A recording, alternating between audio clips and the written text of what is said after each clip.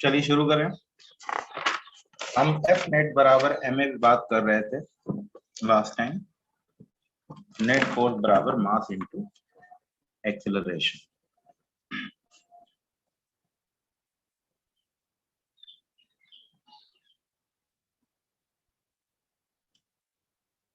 Is equal to M A. ठीक है, कुछ और एग्जांपल देखते हैं, फिर कनेक्टेड मोशन पे आते हैं। स्ट्रेट वायर में रख ले रखिए, एक साथ एक के पीछे एक चलने वाले।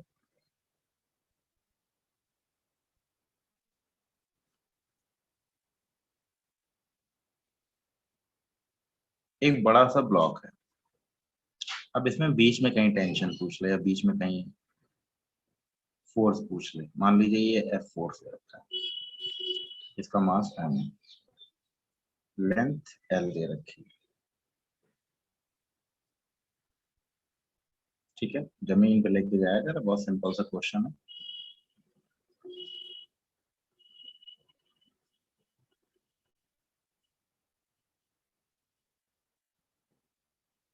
ये एक्स दूरी है।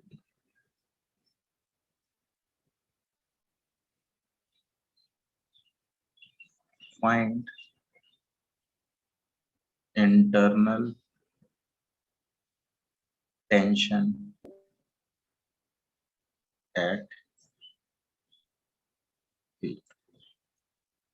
इंटरनल टेंशन बतानी पी पॉइंट पे, आपको वैल्यू बतानी है, कितनी वैल्यू आएगी।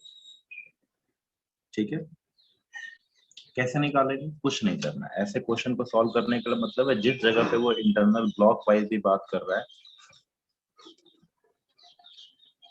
ए block of M and length N.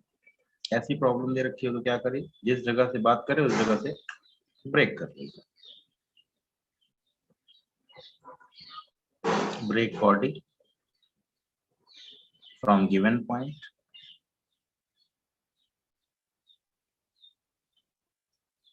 and apply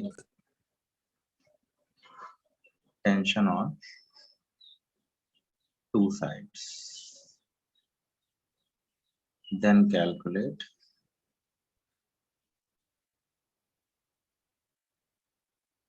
tension।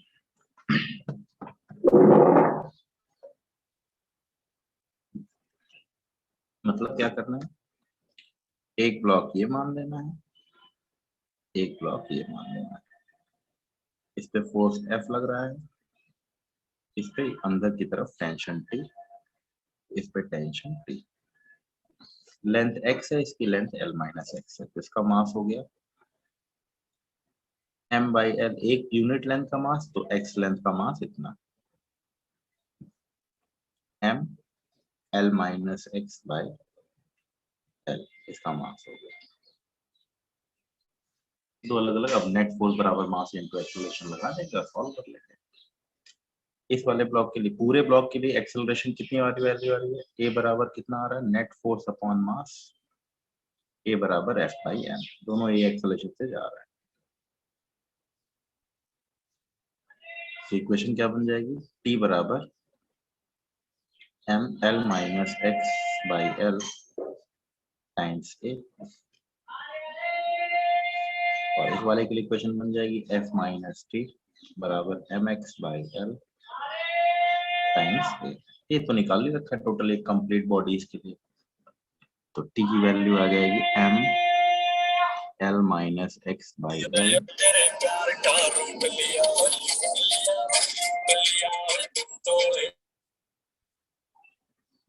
बेटा आयुष, आयुष पढ़ाई लिखाई कर रहे हो, गाना बजा रहे हो? हम्म, ऐसी कोशिश नहीं करनी है, गाने वाने सुनने की जरूरत नहीं है।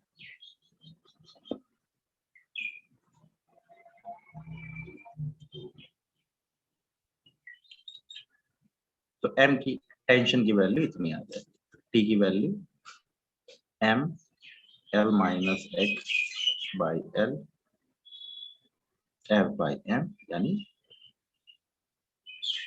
L minus X by L times. अब समझिएगा मैंने क्या किया, एक बार समझ लीजिए फिर आइडिया लग जाएगा अपने आप।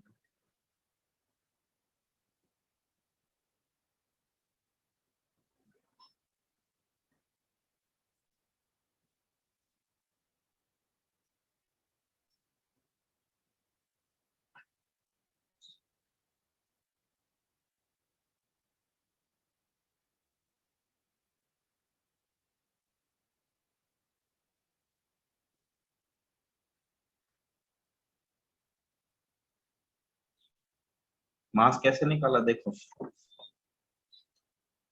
ये पूरी लेंथ एल है, एल लेंथ का मास है,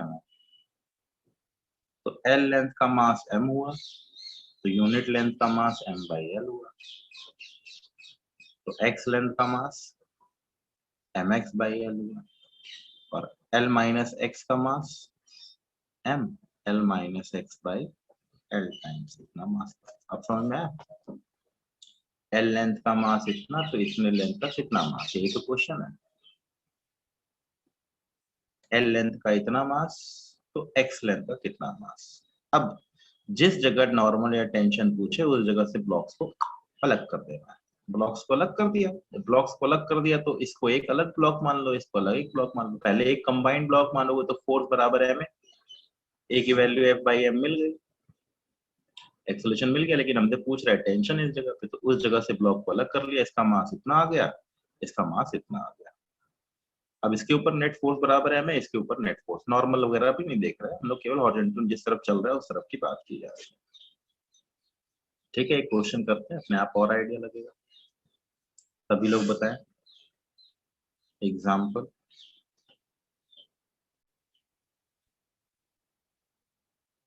टेन मीटर का एक ब्लॉक है, बड़ी सी खंबा है, उस खंबे को खींच के लेके जाया जा रहा है 10 kg। आसान सा क्वेश्चन है, एफ बराबर 80 न्यूटन है। किस जगह टेंशन पूछ रहा है, 3 मीटर। टेंशन एट, निकालिए जिस जगह से ब्लॉक को अलग किया गया उसको दोनों को अलग, इसको अलग कर लो, इसको, ये 3 मीटर, 10 मीटर के लिए 10 किलोग्राम, तो 3 मीटर के लिए 3 किलोग्राम, 3 किलोग्राम 7 किलोग्राम, दोनों को अलग अलग करके सॉल्व कर लीजिए, आंसर आ जाएगा। बताइए भाई।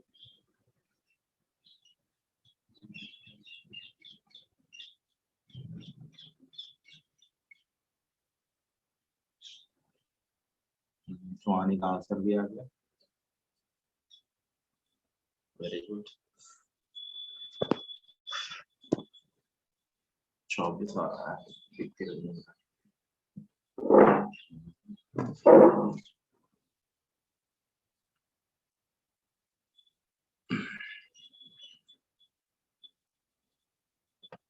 भरत अभी तक कहाँ थे बेटे, बहुत जल्दी ज्वाइन कर लिया।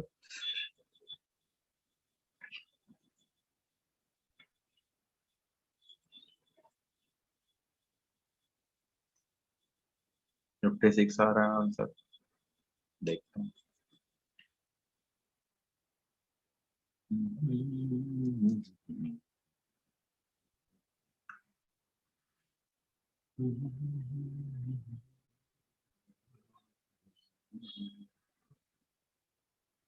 ठीक है, कोई बात नहीं, बस 18 न्यूटन, 10 न्यूटन, फोर्सेस लगाने, ब्लॉक अलग कर लेना।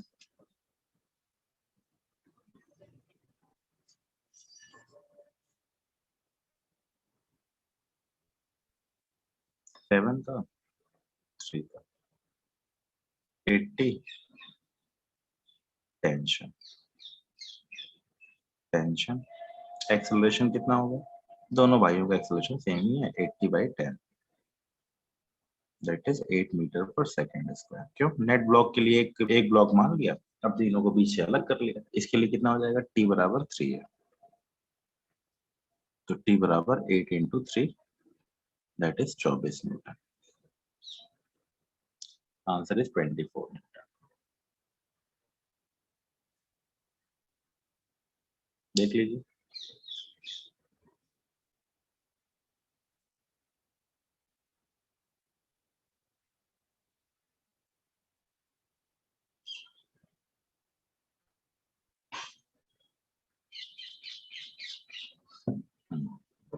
क्लियर हो गया सबको? तो ऐसे क्वेश्चन भी देखने को मिलते हैं। इक्विलिब्रियम के केस में बन सकते हैं। जैसे एग्जांपल के तौर पे एक रॉड दे रखी है, चुपचाप खड़ी, कोई एक्सेलरेशन नहीं, वर्टिकली रखी हुई है, इसका मास m है, l लेंथ की रॉड है। कहता है इस पोजीशन पे ये दूरी l/3 है। टेंशन एट P बताना है इक्विलिब्रियम में। Tension eight P equilibrium condition है, रॉड लटकी हुई है, एक पॉइंट पे टेंशन बताना है, बता दीजिए फटाफट। उस जगह से ब्लॉक को अलग कर लीजिए, नीचे वाला भी रेस्ट पे, ऊपर वाला भी रेस्ट पे। ये m है तो ये m/3 हो जाएगा, बचा हुआ 2m/3 हो जाएगा।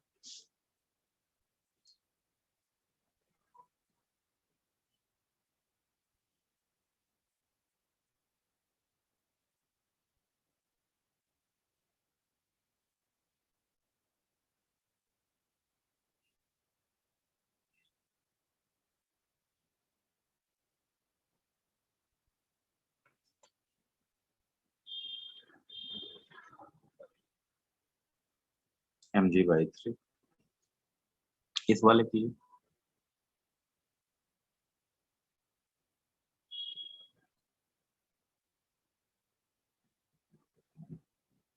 लॉजिकल है ये तो। इस जगह टेंशन की वैल्यू mg आनी चाहिए, पूरा वेट संभाल रहा है बेचारा। इस जगह पूरा वेट नहीं संभाल रहा, केवल नीचे वाले के वेट को संभाल रहा है। इक्विलिब्रियम ऊपर ले जाए तब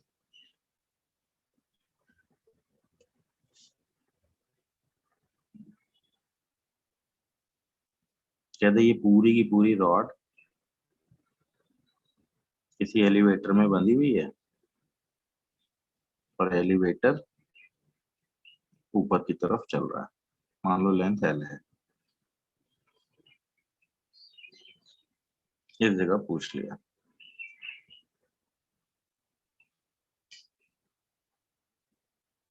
ये पूरा सिस्टम ऊपर की तरफ a एक्सेलरेशन से जा रहा है। टीपी की वैल्यू अब यहाँ पर सेम फिगर बनने वाला, लेकिन दोनों ऊपर की तरफ एक्सेलरेशन a से जाएंगे, यही दिमाग लगाना था।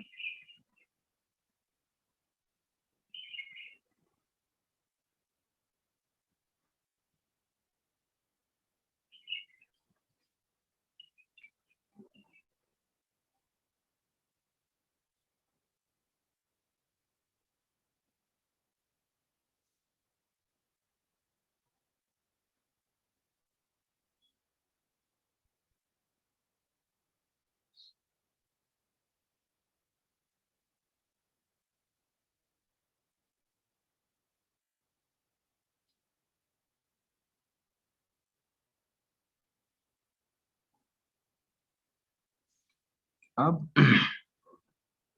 कुछ मत करो, इधर से T1, इधर से T2 और 2mg/3। नीचे वाला ब्लॉक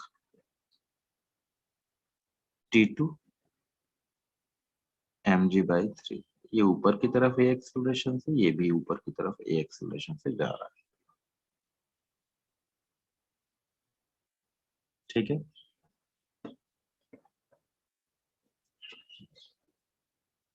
इक्वेशन क्या बन जाएगी? T2 माइनस mg/3 बराबर m/3 टाइम्स a। तो T2 बराबर हो गया mg+a/3।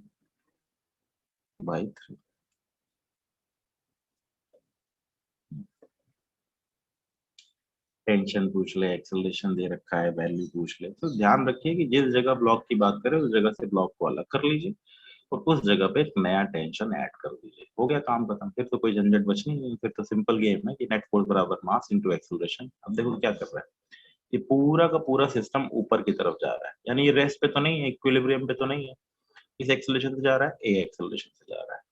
तो फिर वही बात है, इस जगह पे टेंशन पूछ रहा है तो ब्लॉक अलग करो ना, ऊपर ये 2m/3 का ब्लॉक हो गया, और ये m/3 का ब्लॉक हो गया। ये भी ऊपर जा रहा है, ये भी ऊपर जा रहा है। नेट फोर्स बराबर mass into acceleration, net force बराबर mass into acceleration, net force बराबर mass into acceleration, net force बराबर मास इनटू एक्सीलरेशन।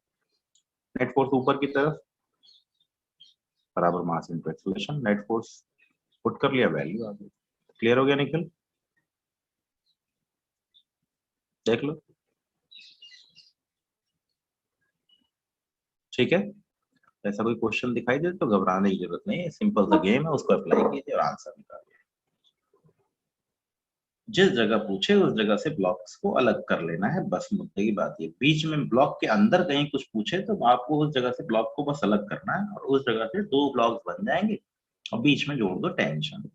अच्छा, दबाया जा रहा है, जब दबाया जाएगा तो टेंशन का उल्टा फोर्स लगने लगेगा, कंप्रेशन।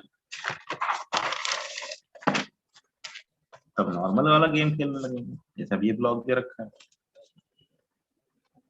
अभी तक खींच के ले जा रहे थे, अब धक्का दे के लेके जाते हैं। मान लो इधर से फोर्स एफ लगाया, इस जगह पूछे तो इसको देख करके फिर भी डरना नहीं है। अब नॉर्मल से अलग अलग हो जाएंगे, अब फोर्सेस लगने लगेंगे नॉर्मल के, टेंशन की बजाय नॉर्मल लगने लगेगा। कंप्रेशन का केस, दबाने का केस है ना, एक्स ले लिया तो mx/l, m l-x/l, a बराबर f/m, f-n बराबर mx/l टाइम्स a। इसके लिए इक्वेशन हो जाएगी n बराबर m l-x/l टाइम्स a। तो खींचा जाए तो टेंशन आ जाएगा, दबाया जाए तो नॉर्मल आ जाएगा। ठीक है, देख लीजिए, किसी को डाउट हो तो पूछ लीजिए, अभी टाइम है।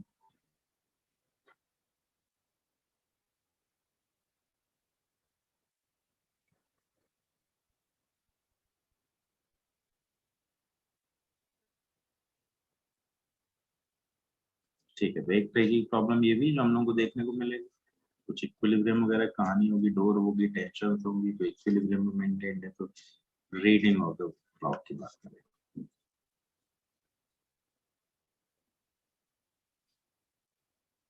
apparent weight होता क्या है? apparent weight reading of weighing machine.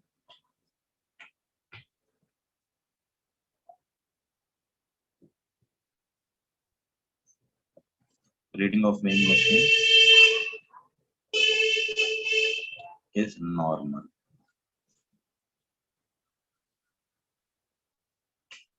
Spring के केस में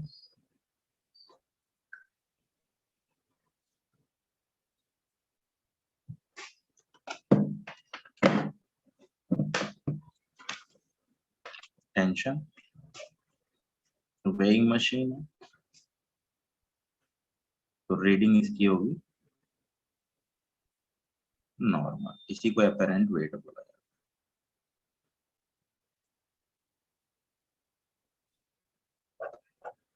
जो नॉर्मल की रीडिंग हुई वही apparent weight की रीडिंग, वही मेरा आभासी वेट होगा। अगर मैं किसी वेइंग मशीन पे खड़ा हुआ हूँ तो मेरा apparent weight।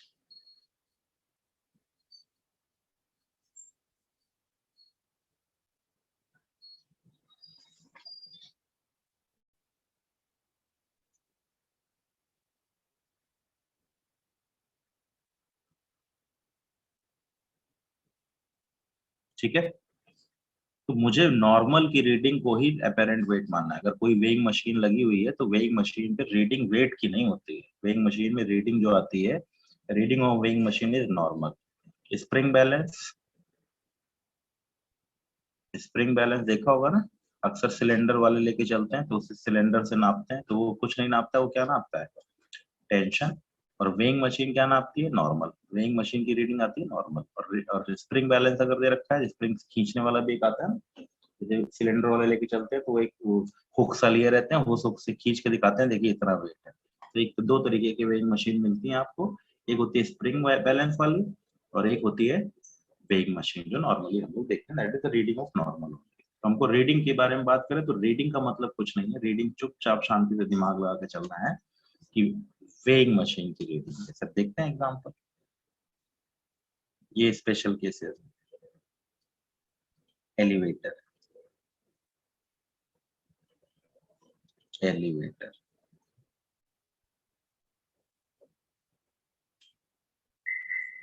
ये वेइंग मशीन है, इस पे एक आदमी खड़ा हुआ है, इसका मास है। What is the weight, apparent wait?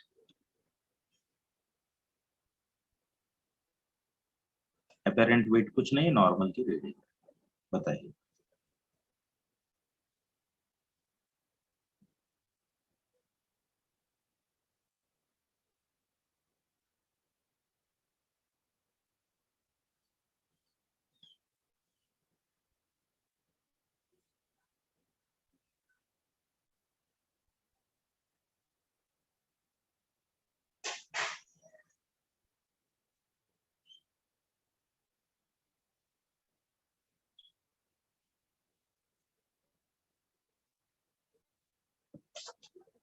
आदमी को देख लो, आदमी के ऊपर कौन कौन सा फोर्स लग रहा है? ऊपर की तरफ नॉर्मल लग रहा है, नीचे की तरफ वेट, अपना वेट लग रहा है। वेट की रीडिंग वेट नहीं होती है, नॉर्मल की रीडिंग वेट होती है, ठीक है। और किधर जा रहा है ये? ऊपर की तरफ, तो n माइनस एम जी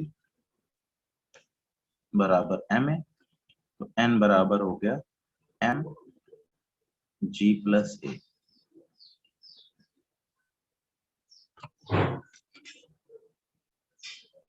ये चीजें ध्यान रखना, अपेरेंट वेट पड़ जाता है हम लोगों को, लगता भी है जब ऊपर की तरफ एक्सीलरेट करती है तो W dash is equal to M is equal to M G plus A, या एम जी को बाहर ले लिया, 1 प्लस ए बाई जी, तो अपेरेंट वेट की वैल्यू आ गई W 1 प्लस ए बाई जी, या एम जी प्लस ए, सीधे याद कर लो। दूसरा केस,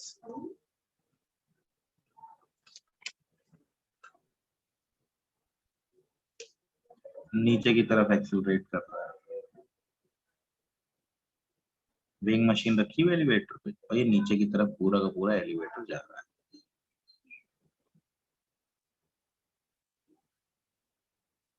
ठीक है,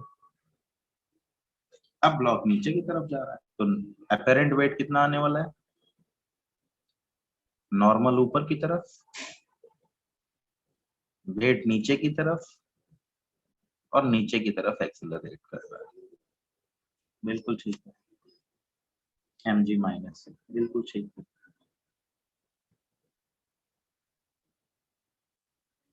तो एम जी माइनस एन बराबर एम, तो एन की वैल्यू आ गई एम जी माइनस ए, यानी अपेरेंट वेट की value M G minus A, या दूसरे फॉर्म में लिख लिया W weight actually 1 minus A by G. कब वेटलेसनेस फील होगी? वेटलेसनेस कब फील होगी? वेटलेसनेस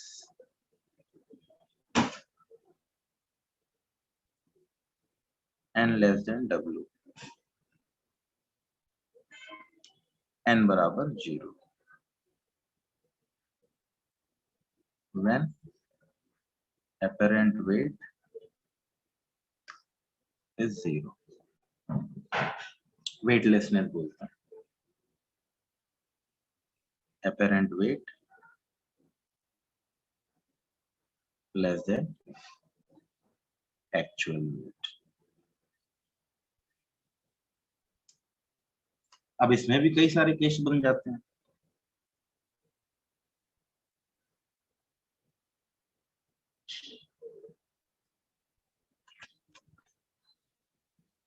तो एक का ध्यान रखना है कि स्पीड अप हो रहा है, स्पीड डाउन हो रहा है, ऊपर की तरफ जा रहा है, speed up, speed down, speed constant. नीचे की तरफ जा रहा है,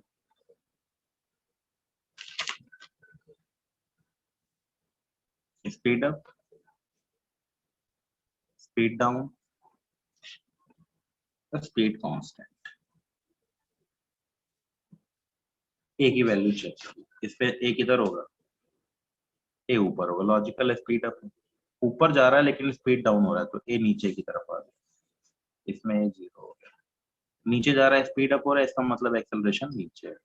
नीचे की तरफ जा रहा है स्पीड डाउन हो रहा है, तो इसका मतलब एक्सेलरेशन ऊपर है, और स्पीड कांस्टेंट है तो ए की वैल्यू 0 है। देखिए M G plus A, M G minus A, M G, M G minus A, M G plus A, M G. देख लीजिए,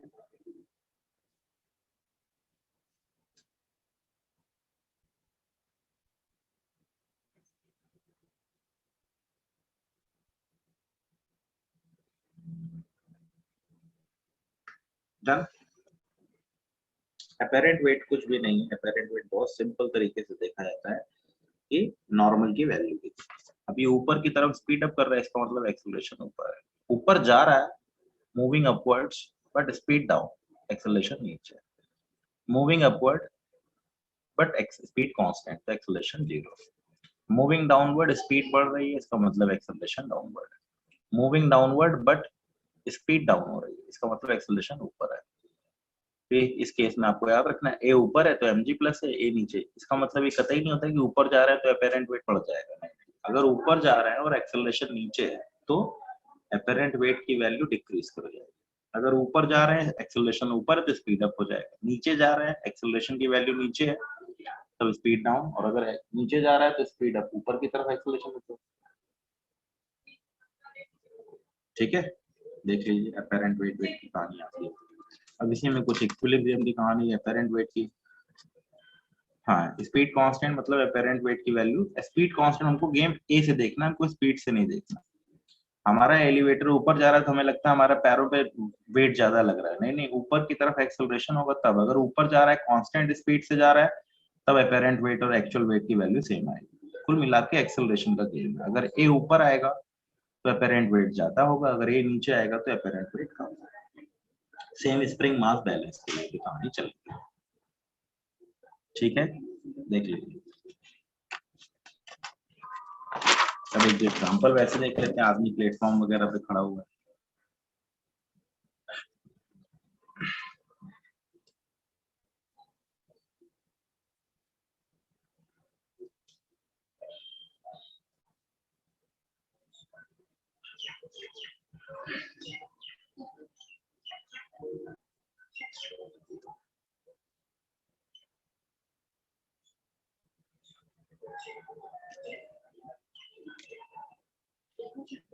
ऐसा कुछ अरेंजमेंट दे रखा है,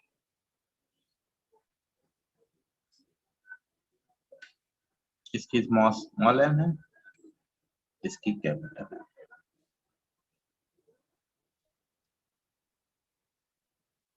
equilibrium, weighing machine, find reading of weighing machine. अब लोगों को लग रहा होगा रीडिंग तो एमजी आने वाली, जी नहीं, कभी भी एमजी नहीं आएगी, नॉर्मल के बराबर आएगी। सिंपल केस है, दोनों तरफ सिमेट्रिकल स्ट्रिंग्स है, दोनों पे टेंशन टीटी लगेगा। अब दोनों का एफबीटी बनाओ, दोनों को इक्विलिब्रियम में चिपकाओ, देखो फिर वैल्यू क्या आती है।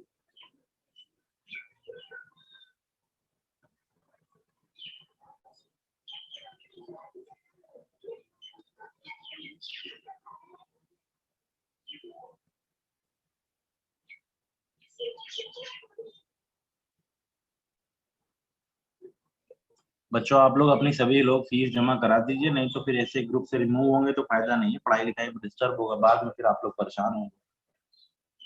तो सभी लोग अपनी अपनी फीस सबमिट कराई, क्योंकि ये स्ट्रिक्ट आदेश सा है कि एक तरीके से कि जिन बच्चों की फीस जमा नहीं है उनको ग्रुप से रिमूव कर दिया जाएगा, हम लोग भी अलाउ नहीं करेंगे क्लास लेने के लिए।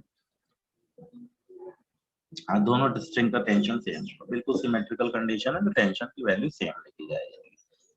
ठीक, अभी सिमेट्रिकल कंडीशन है, बिल्कुल एक जैसी कंडीशन है, इसलिए tension T.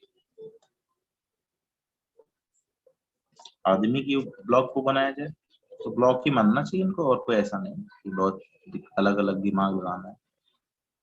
Tension mg normal, बड़े वाले पे m mg नीचे नॉर्मल, टेंशन टेंशन, हमको नॉर्मल की वैल्यू निकालना, दोनों इक्विलिब्रियम, हमको कुल मिला के n की वैल्यू निकाल लेनी, तो हमारा एफआरएन निकल जाएगा। बताओ भाई, बताओ जल्दी निकाल के।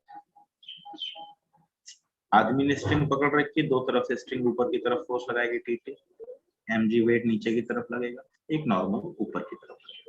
कैपिटल एम पे दो स्ट्रिंग ऊपर की तरफ लगी हुई है, तो दोनों टीटी लगाएंगे, अपना वेट तो लगने वाला है, एक्स्ट्रा नॉर्मल। हमें नॉर्मल की वैल्यू चाहिए, जो कि हमारा अपेरेंट वेट है, ये वेइंग मशीन के ऊपर फोर्स की बात की है।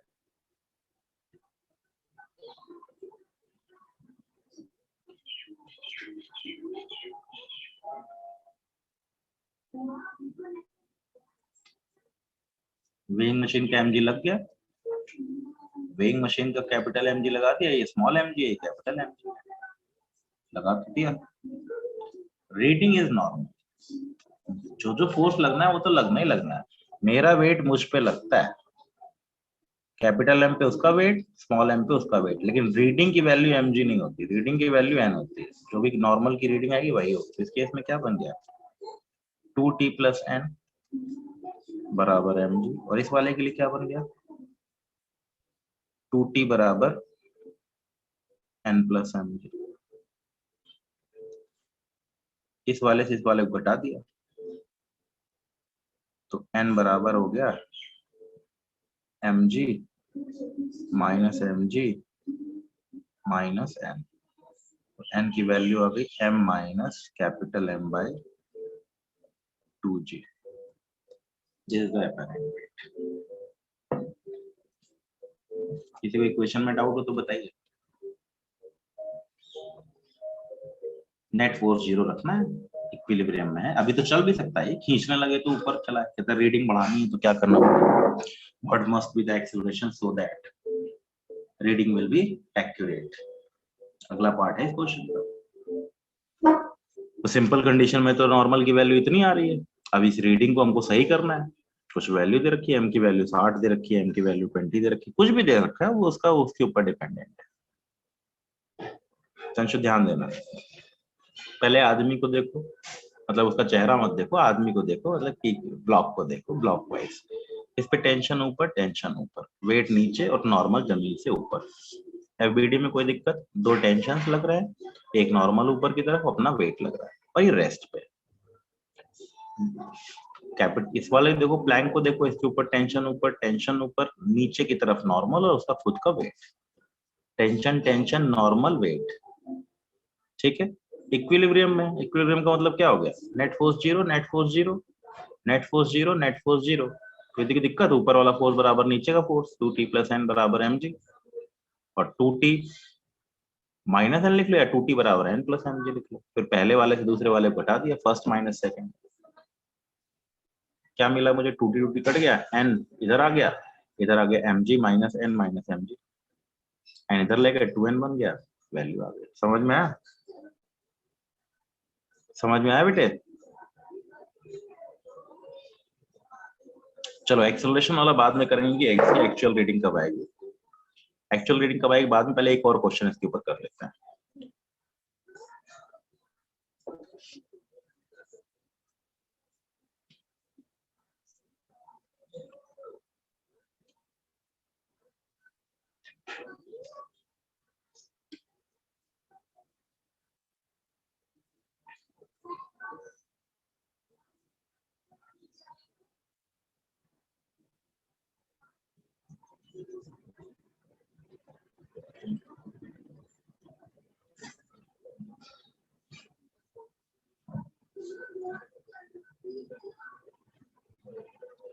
देखिए, अब बताइए अपेरेंट वेट की रीडिंग।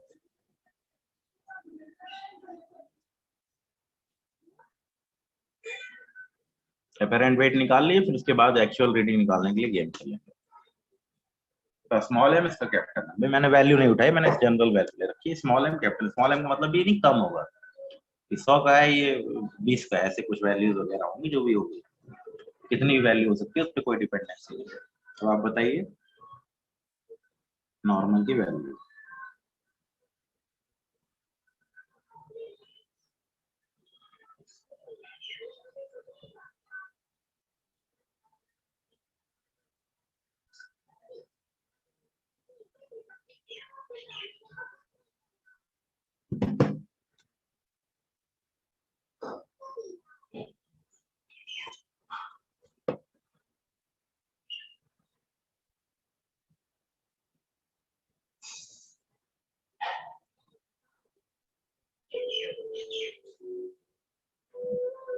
अब यहाँ टेंशन 2t लगेगा, gt इस पे 2।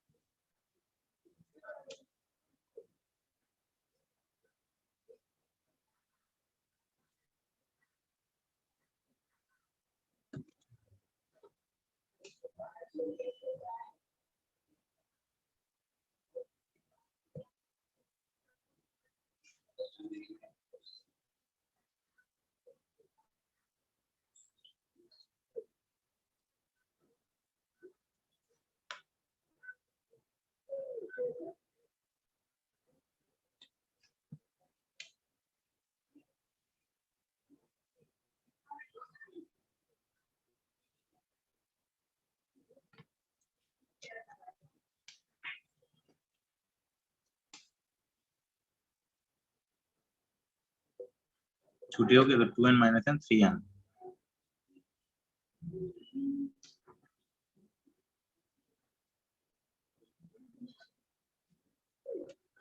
यहाँ से n की वैल्यू आ गई 2n माइनस n बाई 3। किसी को डाउट तो पूछ लीजिए। बिल्कुल ठीक है, टेंशन की वैल्यू भी निकाल सकते हैं, अभी तो अपेरेंट।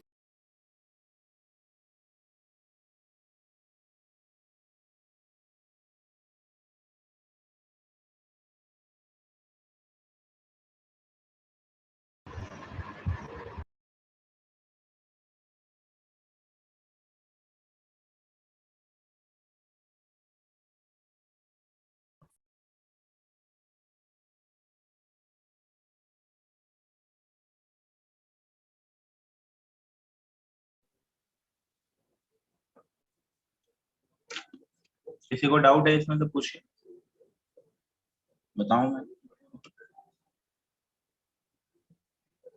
किसी को कोई समस्या हो रही हो तो पूछिए।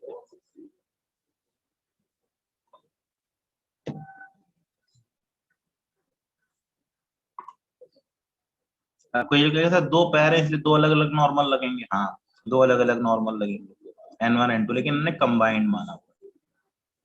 कई बच्चे कहते हैं सर इस पे अलग लगेगा इस पे अलग लगेगा, हाँ दोनों को कंबाइंड मान लिया, n1 प्लस n2 बराबर है। डाउट किसी प्रकार की कोई समस्या?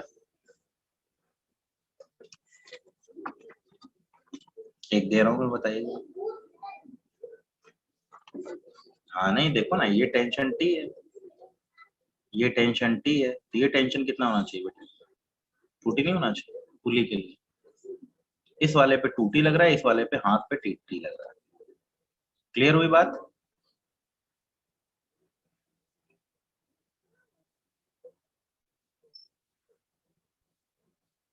आदमी मैन, ये क्या है? प्लैंक है, प्लैंक ले लिया, वेइंग मशीन ले लिया, whatever you want to take, आपके ऊपर डिपेंडेंट है।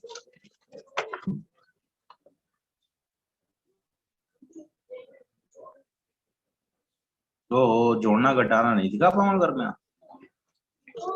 गरिमा 3n कैसे हुआ?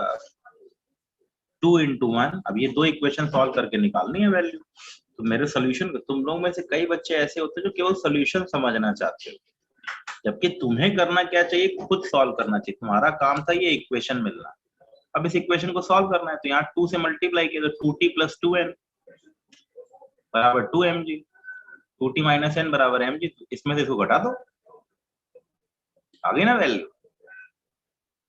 प्रैक्टिस बहुत जरूरी है करेंगे, बिना प्रैक्टिस किए हमारा आंसर नहीं आएगा कभी भी। हम सोचें कि इक्वेशन सर सॉल्व करके, सर सॉल्वर थोड़ी, मैं सॉल्व जरूर करता हूँ आंसर, बट कैलकुलेशन सब लोगों को मेरे साथ करनी। जो तुम नहीं करोगे तो तुम धीरे धीरे पिछड़ जाओगे, बहुत पिछड़ जाओगे। तुम्हें करना पड़ेगा, तुम्हें खुद ये सॉल्व करना पड़ेगा कि ये चीज तो मेरा काम नहीं है। मेरा काम तो ये एफबीटी बना के इक्वेशन लिखने तक का था, आगे का सोल्यूशन का गेम तुम्हारा है।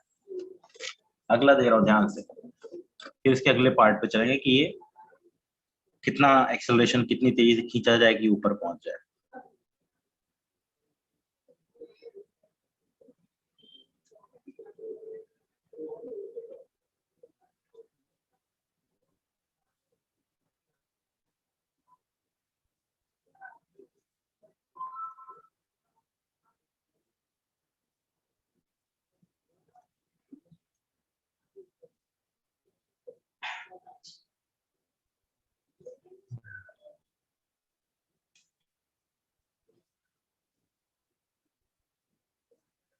फिगर जैसा भी बनाओ उसके हिसाब से काम करना है। इसका मास दे रखा है 60 kg, इसका मास दे रखा है 20 kg। Weighing machine, find rating of weighing machine, मतलब नॉर्मल। निकालो और बताओ तभी।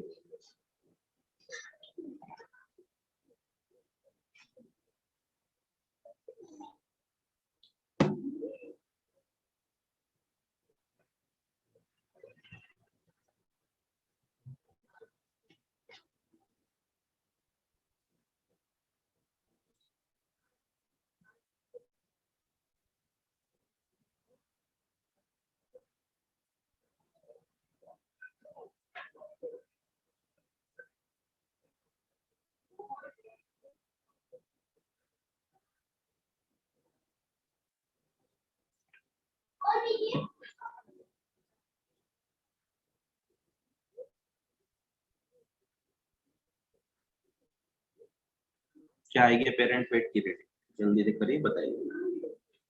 एक स्ट्रिंग एक tension, T T T T T, टूटी टूटी। 110 ग्राम, 110 जी, मतलब 110 किलोग्राम रेटिंग आ रही है।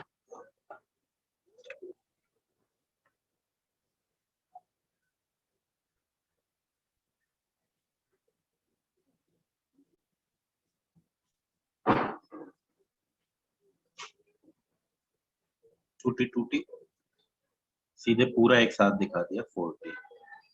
टूटी टूटी T T T T 40। Normal और वेट 20, टी + n बराबर 60,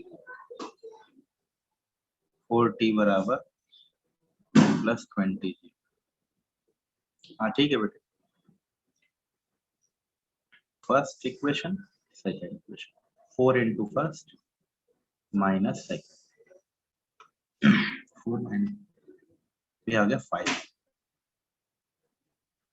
240 जी -20, 5n बराबर 220 जी, n बराबर 220 जी / 5, 44 जी। apparent weight 44 kg, 1 kg kilogram force = 9.8 Newton होता है। तो अगर कोई कहते 10 किलोग्राम वेट, इसका मतलब है फोर्स की value 10 × g, that is 98 Newton. इसको याद रखिएगा, किलोग्राम वेट, ये भी एक मेजरमेंट है।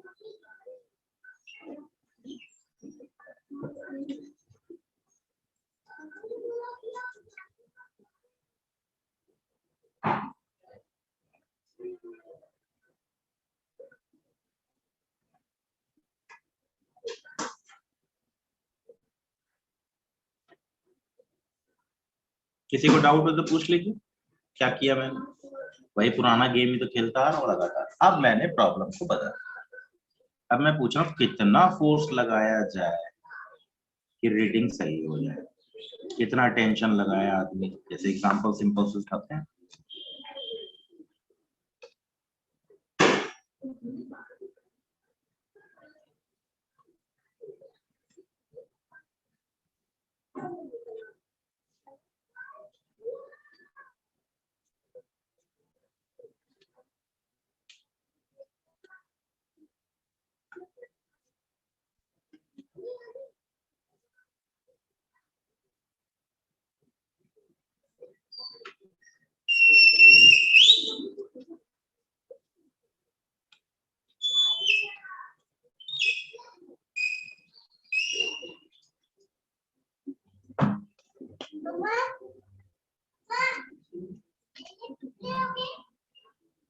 सिक्सटी का है,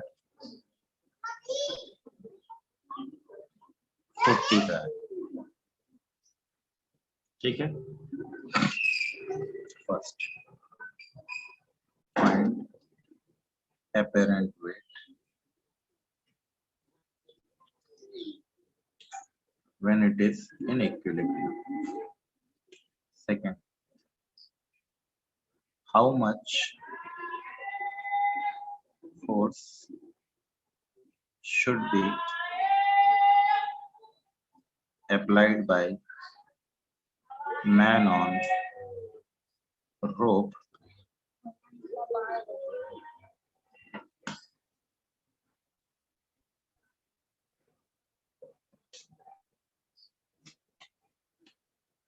so that reading is correct. पहला पार्ट तो हमने पहले ही कर लिया है, अपेरेंट वेट बताना है। अब क्या कहता है, कितना टेंशन लगा, मतलब फोर्स लगाने का मतलब टेंशन लगाना, दोनों तरफ सिमेट्रिकल, इधर भी टी लेंगे इधर भी टी लेंगे, ठीक है, ध्यान रखिएगा। कहता पहले जो था केस तो पहले भी देखा हम लोगों ने, निकाल लिया ना अपेरेंट वेट। कहता है कितना फोर्स लगाऊं, यानी कितना टेंशन लगाऊं, फोर्स मतलब जितनी डोर से मैं खींचूंगा उतना ही फोर्स लगना है, कितना फोर्स लगाया जाए कि रीडिंग करेक्ट हो जाए। करिए, इसका मतलब है अब सिस्टम, सेकंड केस में सिस्टम इक्विलिब्रियम में नहीं है, सिस्टम कहीं ऊपर की तरफ जाएगा तभी जाके नॉर्मल की वैल्यू बढ़ेगी, यानी ऊपर की तरफ मूवमेंट होना चाहिए। चलिए निकालिए, बताइए मुझे क्या वैल्यू है।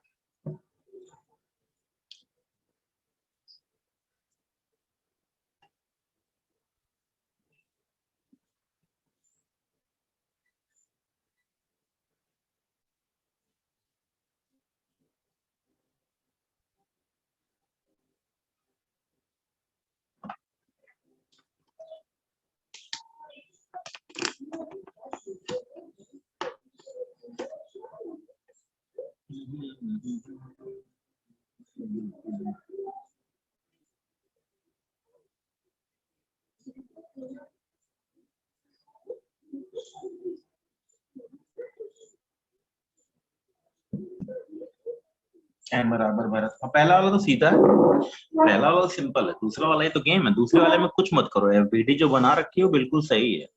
अब दोनों को ऊपर की तरफ एक्सेलरेट करा लो, दोनों एक साथ चलेंगे, भाई लॉजिकल चिपके ही रहेंगे, एक के साथ एक चलने वाला है।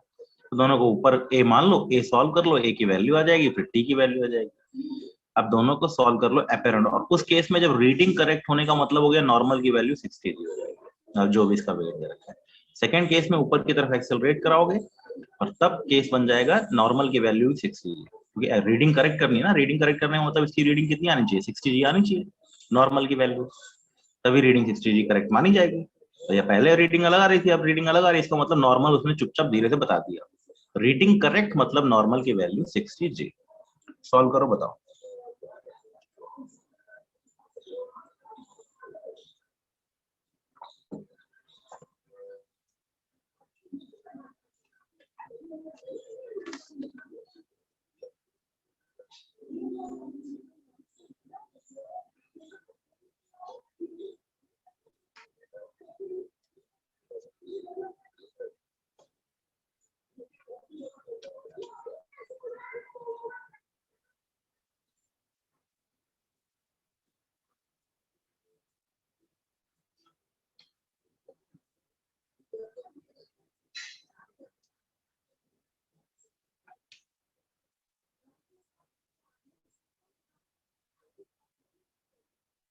इसको 2 टाइम करके से घटा देंगे, 2 1 3n, 120 माइनस 20 100g।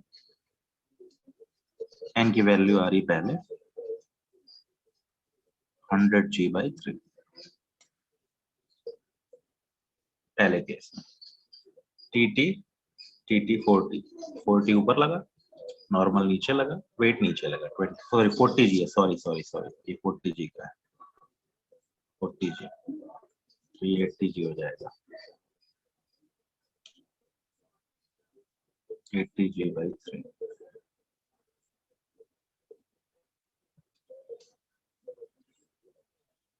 ये तो पहला गेम था, मतलब रीडिंग आ रही थी 80g/3, ये तो पहला हमने पहले भी किया, लेकिन अब उसने कहा कि नहीं, रीडिंग करेक्ट करो, रीडिंग करेक्ट करो। इसका मतलब आदमी के ऊपर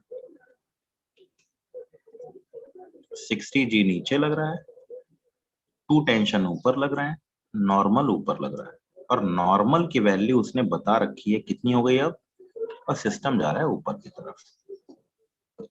पहले नॉर्मल कम था, अब नॉर्मल बढ़ गया, इसका मतलब ऊपर जाएगा।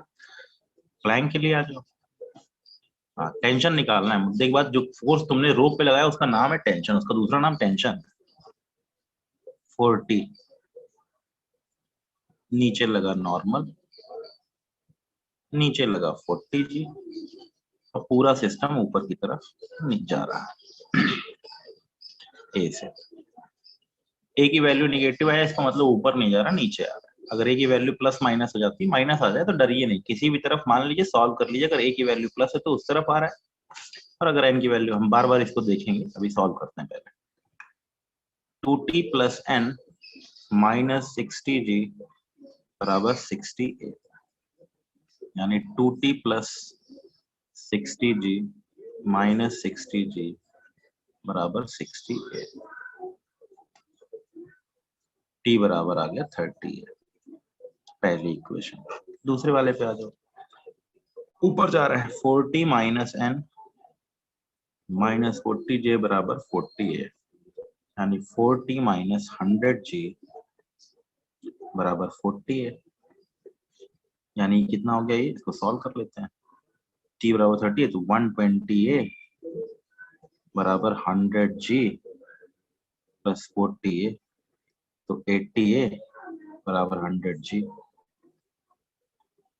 a बराबर आ गया 10, 4 हो गया 5/2,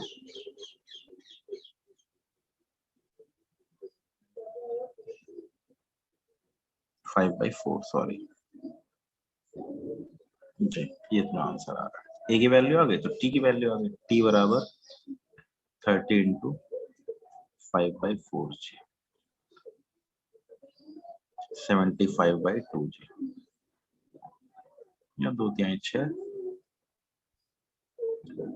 37.5 जी, इतना फोर्स लगाना पड़ेगा, दैट इज 375 न्यूटन। देख लीजिए,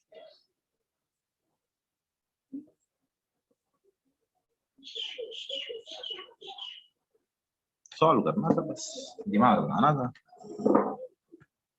क्लियर हुआ सबको? किसी को डाउट है तो पूछ लीजिए।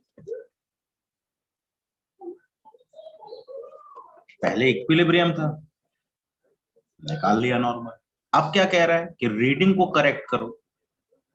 कई बार क्वेश्चन रीडिंग हाफ हो जाए, तो कोई बात नहीं, रीडिंग हाफ हो जाने दो, एन की वैल्यू सिर्फ 30g हो जाएगी। तब ए मान लो, अगर ए की वैल्यू निगेटिव आती है, गलती से निगेटिव आया, इसका मतलब ऊपर जाने की बजाय नीचे जा रहा है, ऐसे याद रखो, ठीक है। मतलब उसी, अगर मान लो मेरी ए की वैल्यू -3 मीटर पर सेकंड स्क्वायर आ गई, तो इसका मतलब ऊपर की तरफ 3 मीटर पर सेकंड स्क्वायर से नहीं जा रहा, नीचे की तरफ 3 मीटर पर सेकंड स्क्वायर से जा रहा है। किसी को इसमें डाउट है, देख लीजिए, मैं दोबारा रिपीट कर दूं, अगर किसी को डाउट है तो बताइए भाई, किसी बच्चे को कोई इश्यू है तो।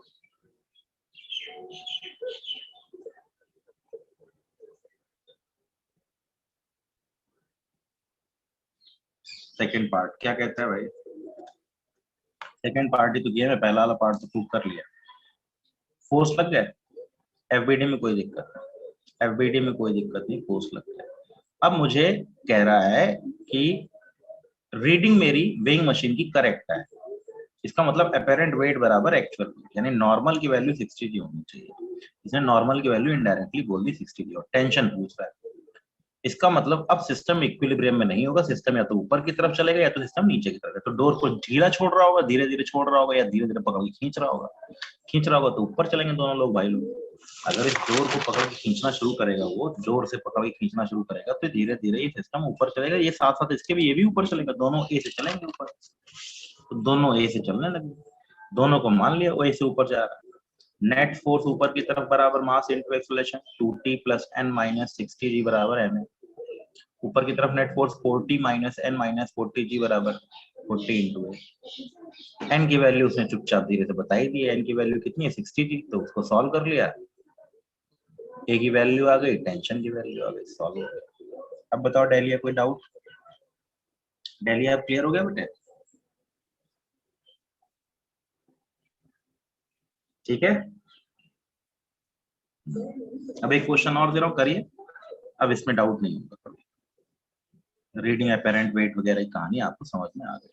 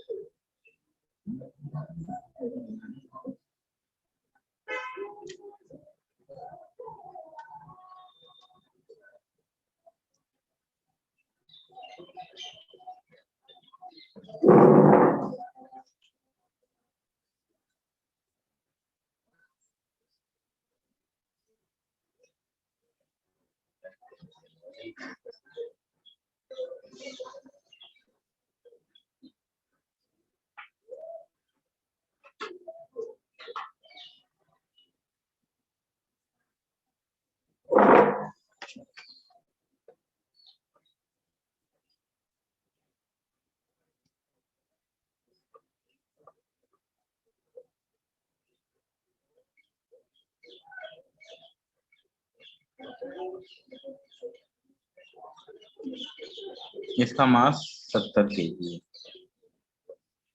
इसका मास 30 kg है।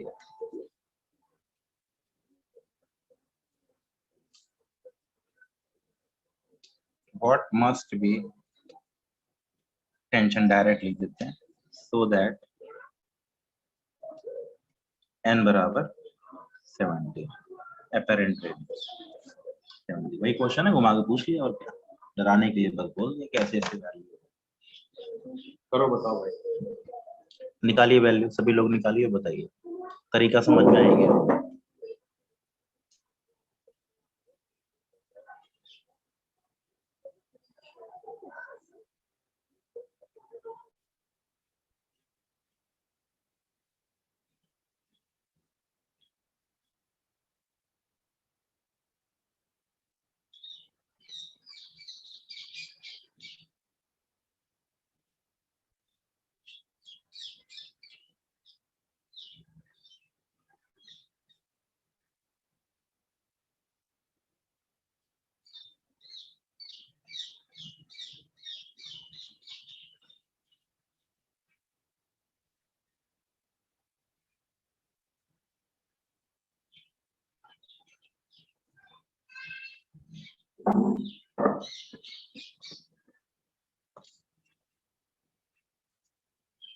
वीडी बनाओ, दोनों का एक्सप्रेशन मानो, ऊपर की तरफ प्लस आ गया तो ठीक, नहीं आया तो माइनस के नीचे की तरफ जा रहा है।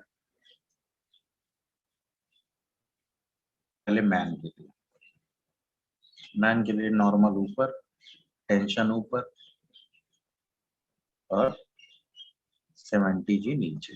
फ्लैंक के लिए 3t ऊपर, 3t क्यों, इधर टेंशन t, इधर टेंशन 2t, ये ऊपर की तरफ, ये टेंशन 2t ऊपर की तरफ। इस वाले के नॉर्मल नीचे, वेट नीचे 30, दोनों को मान लिया ऊपर जा रहा है ए से।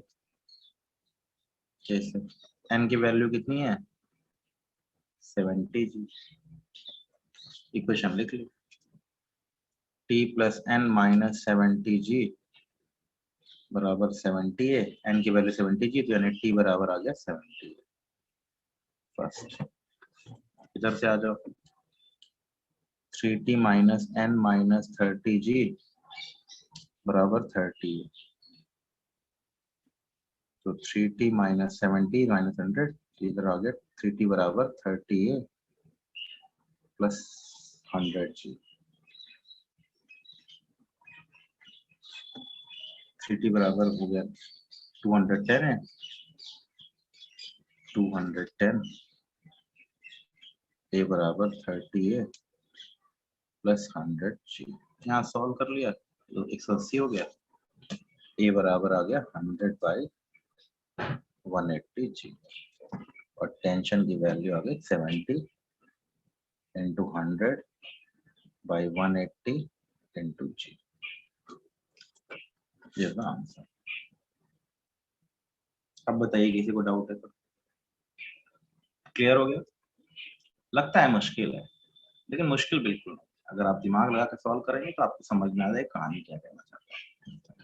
टी टी और 2t, इधर वाली वायर का टी तो 3t टेंशन ऊपर लगा, इस वाले ब्लॉक पे तो केवल एक ही टेंशन लगा ऊपर की तरफ टी, हाथ से पकड़ रखा था, टी लगा, नॉर्मल लगा, वेट लगा, ऊपर की तरफ एक्सेलरेशन मार दिया। इस पे 3t ऊपर लगा, नॉर्मल नीचे लगा, 30g नीचे लगा। नॉर्मल क्यों? तुम्हारे हमारे बीच का बीच ऊपर जा रहा है।